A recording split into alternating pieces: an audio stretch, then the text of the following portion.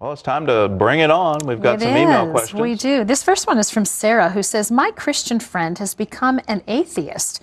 I finally got to talk with her about it in hopes of changing her mind, but now I'm beginning to question my own faith. What should I do? How do I help her rediscover the truth?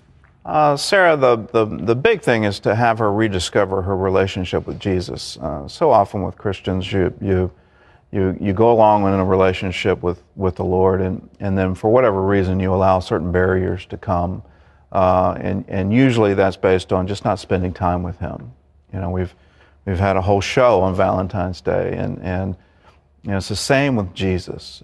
You've got to develop and cultivate a relationship with Him. If you're not spending time with Him, then it's very easy for these other thought patterns to come in and literally separate you from God.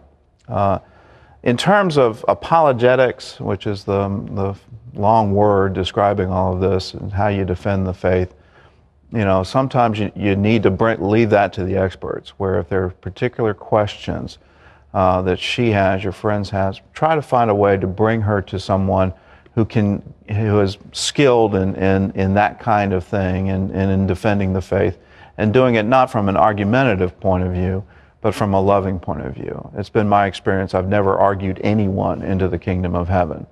You have to show them the love of Christ, and sometimes these questions are so easily answered.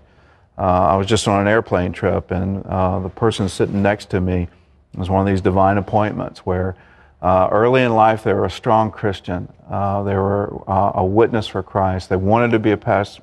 He wanted to be a pastor. He had gone on mission trips. But then along the way, some intellectual arguments entered in.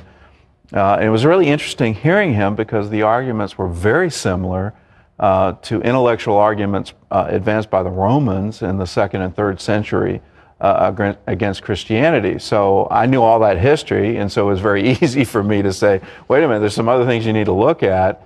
And it was just one of these profound moments where just in my silence after saying certain things and asking Jesus, just come into this moment, he felt that presence again, and he remembered his first love.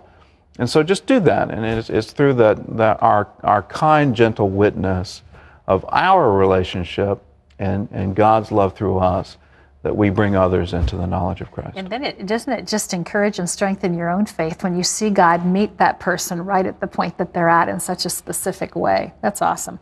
Dave says, I have a 9-year-old nephew that lies about everything. I've punished him for lying and have even tried to show him in the Bible why it's wrong, but his lying continues. I don't want him to go down the wrong path. What should I do for him? Dave, I would spend a lot of time with Jesus on him. I would pray for him. And he's got to come to the knowledge within himself of what lying does. And sometimes you have to let people experience consequences. And I know that's hard. And you've tried to bring punishment, you've tried to bring wisdom to him, but he's got to somehow have that light come on within himself, that lying, all it does is lead to more lying. And then it leads to people not trusting you. And then it leads to people not even wanting to be around you. And you've got to come to that awareness on your own. It's very hard to bring that to bear. So I know it's tough, and at a 9-year-old, you know, you certainly want to maintain discipline, and you certainly want to maintain governance. You just can't let them go off on their own. You know, sometimes it helps if you, I don't know whether a 9-year-old would grasp this or not, but I've had kids that I've struggled with this with, where you want to talk to them about how important the trust factor is, because kids always want more privileges. And you can't trust them with more if they haven't been truthful to you in the past. And my experience is one lie begets another. So if you can kind of paint that picture in a meaningful way and then rip those privileges. The voice of discipline from Terry Musin. Rip the privileges away. Well, that's all the time we have. We leave you with these words from 1 John. This is real love.